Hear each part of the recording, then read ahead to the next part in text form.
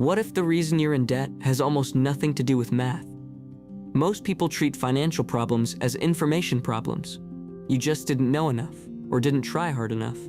But there's a different explanation, one that's harder to accept, and probably more accurate. The standard story about personal debt goes something like this. People spend more than they earn because they lack financial literacy. They don't understand compound interest. They haven't been taught to budget. They make impulsive purchases because no one modeled restraint for them, or because the culture of consumption is relentless, or because credit cards make money feel abstract. The solution in this framing is education.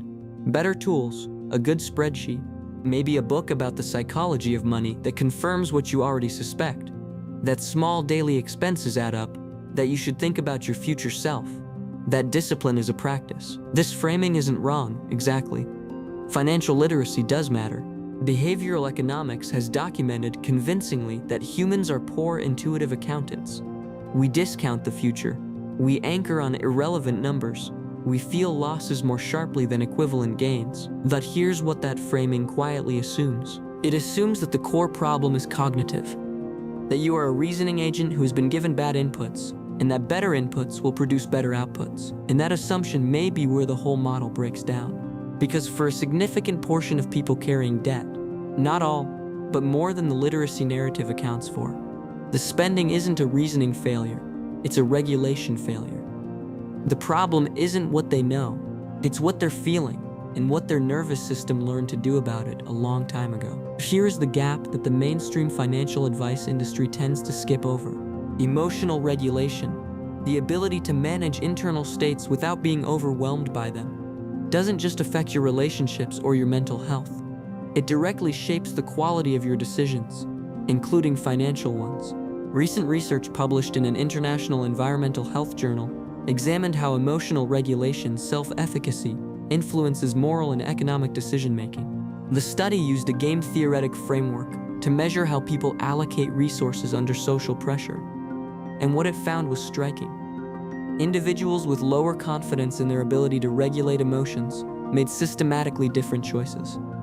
Not random choices, systematically skewed ones in predictable directions. The mechanism isn't complicated once you see it. When you are emotionally dysregulated, flooded, ashamed, anxious, numb, your prefrontal cortex, the part of the brain most responsible for long-term planning and consequence evaluation, goes partially offline, not metaphorically, literally.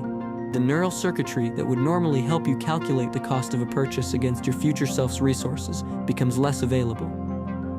What steps in instead is a different system. Faster, older, oriented toward immediate relief.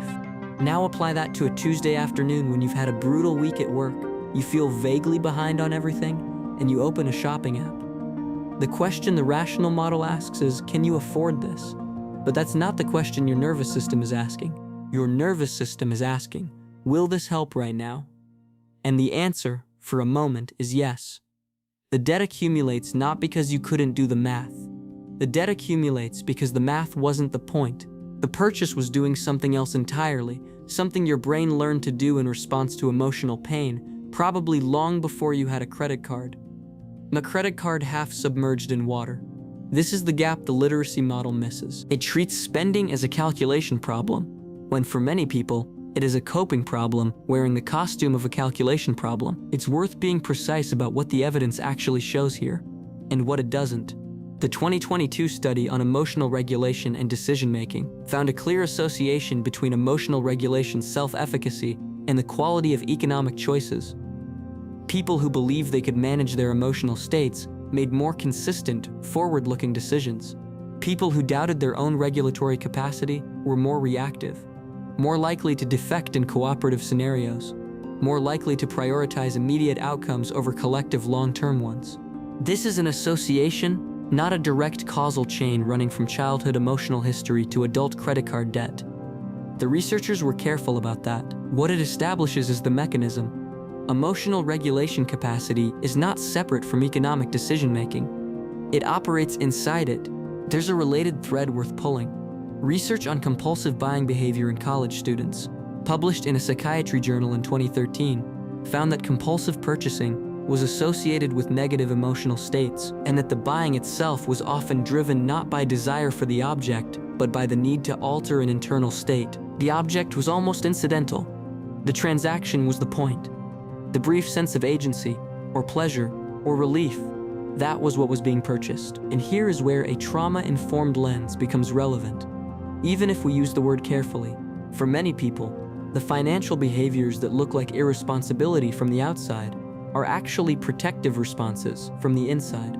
The nervous system learns something, often early, often under conditions of real scarcity or emotional unpredictability, and it is still running that same program. Spending when stressed, avoiding bank statements when afraid, sabotaging savings when stability feels unfamiliar or unsafe. These aren't character flaws. They are adaptations that made sense once, and the body is still faithfully running them. Nostalgic, not sentimental. This doesn't mean the behavior can't change, but it does mean that handing someone a budget template is roughly equivalent to handing someone a breathing exercise while they are actively having a panic attack. It's not useless, but it's not addressing the actual problem. There is also something worth noting about attention and executive function. Research on ADHD consistently documents a specific profile of financial difficulty, not due to ignorance, but due to deficits in working memory, impulse control, and time perception. Knowing that you should save doesn't help much if your brain has structural difficulty holding the future self present in the moment of decision. The knowledge is there. The regulatory architecture to act on it under pressure is impaired. None of this means the emotional explanation is complete. There are people whose financial difficulties are genuinely structural: inadequate income, predatory lending, systemic barriers that no amount of nervous system regulation will fix. That context matters enormously, and any honest account of debt has to hold it. But for the portion of people who have enough income, enough information, and are still watching their financial lives not quite come together, the emotional regulation gap is not a side note. It may be the main story. So what does this actually mean for you? Not as advice, as a reframe. If you have ever looked at your bank statement and genuinely not understood how you got there, if the numbers don't match your intentions, if you've made the same financial resolution multiple times and watched it dissolve, it may be worth asking a different question than the one you've been asking. Not, why don't I have more discipline? But, what was I feeling the last time I made a purchase I later regretted? And what does that feeling remind me of? There's a useful exercise here. Imagining yourself 20 years from now, looking back. The specific purchases you made during your most anxious or grief-stricken periods probably won't feel like moral failures from that vantage point. They'll look like what they were, attempts to feel okay during a hard stretch of time. The future version of you will understand that. The question is whether you can start to extend some of that understanding to yourself now, while it might still change the pattern. And the pattern does matter, not because debt is a character verdict, but because financial stress compounds emotional stress, which degrades regulatory capacity further, which increases the likelihood of the next emotionally driven financial decision. It's a loop. Understanding the loop doesn't automatically break it, but you can't interrupt something you can't see. Here is the honest tension I keep returning to with this topic. The emotional regulation framework is probably more accurate than the literacy framework for a meaningful number of people. The research points that direction. The clinical evidence points that direction. The pattern matching, for anyone who has sat with their own financial history honestly, points that direction. But there is a risk in this framing too. It can become a way of explaining without changing. A sophisticated account of why the pattern exists that somehow leaves the pattern intact. I don't have a clean resolution for that. The evidence suggests that emotional regulation is trainable, that it responds to practice, to therapy, to shifts in how we relate to internal states. But it doesn't change on a schedule. Maybe the most honest thing to say is this: the problem was never really about the spreadsheet, which means the solution probably isn't either. What comes after that recognition? That part is genuinely unresolved. The research behind this video draws from Curious, Physiological Reviews, International Journal of Environmental Research and Public Health, BMJ Open, Psychiatry Research. Every claim traces to a published source.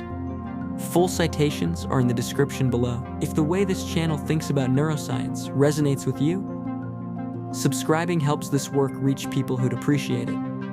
New videos on the science of mind every week.